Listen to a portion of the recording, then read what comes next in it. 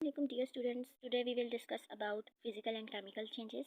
Basically substances में किसी भी किस्म की जो changes take place करी होती हैं वो टू टाइप्स की होती है, फिजिकल या chemical. Physical change any change in their physical property और आप कह सकते हो कि उनकी ज़ाहिरी हालत में, उनके दिखने वाली हालत में. ज़ाहिरी हालत यानी जैसे वो हमें नज़र आ रहे हैं. फॉर एग्जांपल अगर एक पेपर है हमारे पास और हम उस पेपर को टू पीसेस में डिवाइड कर देते हैं तो ये उसका फिजिकल चेंज है, ठीक है.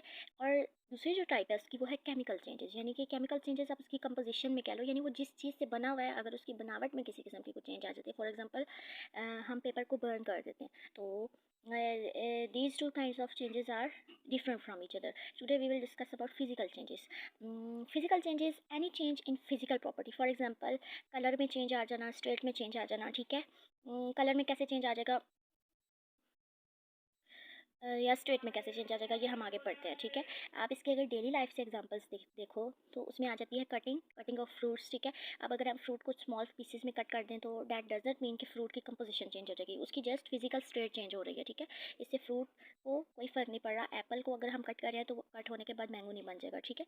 डिज़ोल्विंग मीन्स कि हम उनका मिक्सचर बना लेते हैं. जैसे हम शुगर या साल्ट को वाटर में डिज़ोल्व कर लेते हैं तो शुगर या साल्ट को वाटर के अंदर मिक्स कर लेने से शुगर जो है वो वाटर नहीं बन जाती और वाटर शुगर नहीं बन जाता, ठीक है. दोनों की कंपोजिशन सेम रहती है. आप अगर इसको दोबारा से बॉयल करोगे तो हीट अप करोगे तो आपको शुगर जो है वो अगेन सेपरेट होके मिल जाएगी, ठीक है. फिर इसके बाद आप इसकी सबसे बड़ी एग्जांपल जो डेली लाइफ में लेते हो वो वाटर की एग्जांपल लेते हो. आप क्या करते हो, वाटर को फ्रीज़ कर देते हो, ठीक है. फ्रीज़ करके आप उसको आइस बना देते हो. फिर आइस बनाने के बाद आप उसको मेल्ट कर लेते हो. मेल्ट करने के बाद वो दोबारा आपके पास वाटर बन जाता है, ठीक है. इसी तरह ये इसकी फिजिकल स्टेट में चेंज आया. अब अगर आप वाटर को बॉयल कर लोगे तो बॉयल होने के बाद वो स्टीम में कन्वर्ट हो जाएगा. आप उस स्टीम को जब कूल करते हो तो वो अगेन वाटर बन जाता है, ठीक है. तो this is an example of physical changes. के बाद mixing of sand and water. आप अगर वाटर के अंदर सैंड डाल देते हो तो थोड़ी देर बाद आपको सैंड एंड वाटर सेपरेटली उसमें नज़र आते हैं, ठीक है. तो सैंड वाटर में मिक्स कर देने से उसकी कंपोजिशन में किसी किस्म की कुछ चेंज नहीं आती. फिर इस तरह से आपके पास एक कैन है, आप उसको क्रश कर देते हो तो कैन को क्रश करने से जैसे उसकी शेप चेंज हो जाती है, ठीक है. उसकी मटेरियल नहीं चेंज होता. कि अगर कैन जो है वो एल्यूमिनियम का बना हुआ है तो मैंने उसको क्रश कर दिया तो क्रश करने के बाद वो ग्लास का बन जाएगा. नो, वो कैन एल्यूमिनियम का ही रहेगा. फिर इसी तरह आप एक ग्लास को तोड़ देते हो, ठीक है. तो उनकी फिजिकल स्टेट्स में चेंज आता है, उनकी कंपोजिशन में चेंज नहीं आता.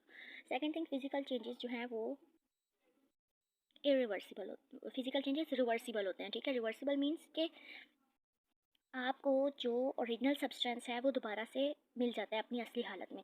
जैसा कि आपको मैंने बताया कि जब वाटर ओरिजिनल सब्सटेंस हमारे पास वाटर है, वाटर को हमने आइस में कन्वर्ट किया, देन आइस को दोबारा मेल्ट किया तो वो हमारे पास ओरिजिनल सब्सटेंस वाटर आ गया, ठीक है. और केमिकल प्रॉपर्टीज़ उस सब्सटेंस की चेंज नहीं होती.